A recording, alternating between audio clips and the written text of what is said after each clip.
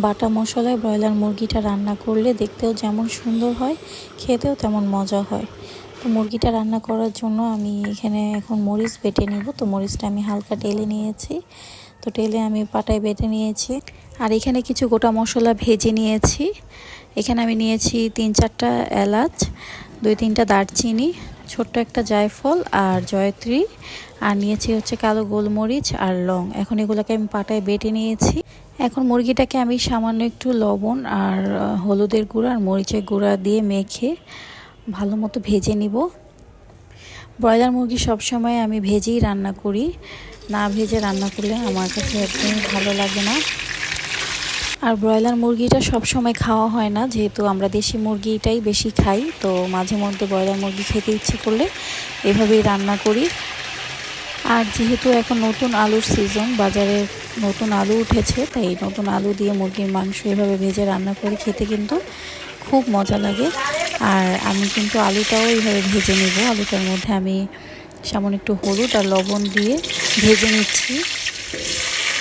নতুন আলু কিন্তু খুব তাড়াতাড়ি সিদ্ধ হয়ে যায়, তাই এটাকে বেশিক্ষণ ভাজার কোনো প্রয়োজন নেই। সামান্য একটু লাল হয়ে গেলেই উঠিয়ে নিতে হবে আলুগুলো। আলুগুলো ওঠানোর পর আমি কিন্তু এই তেলেই মুরগিটা রান্না করব। আমি আর এখানে এক্সট্রা কোনো তেল দিব না। এখানে দিয়ে দিলাম 2টা তেজপাতা আর দিয়ে দিব হচ্ছে এখানে 1 কাপের মতো পেঁয়াজ।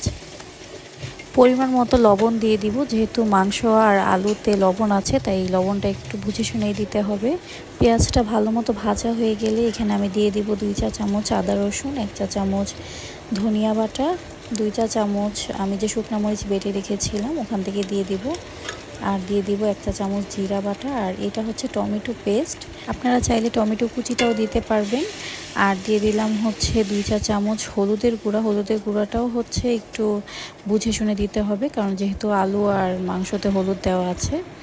তো এখন আমি সামান্য একটু পানি দিয়ে মশলাটাকে ভালো মতো কষাবো। মুরগি রান্না করার জন্য কিন্তু মশলাটা ভালো মতো কষাতে হয়। ভালো মতো না কষালে কিন্তু তরকারিটা মজা হয় না। আপনি যত কষাবেন তরকারিটা ততই মজা হবে।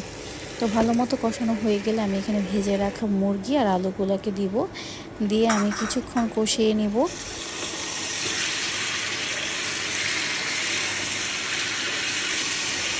মুরগি আর আলুটা ভালো মতো কষানো হয়ে গেলে আমি এখানে পানি দিয়ে দিব।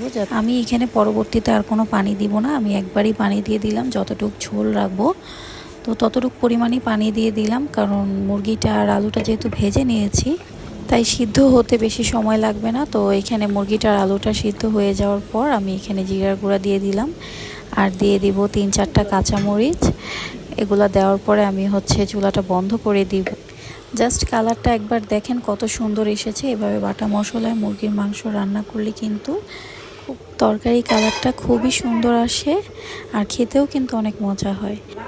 আমার ভিডিওটি কেমন লাগলো কমেন্ট বক্সে অবশ্যই জানাবেন।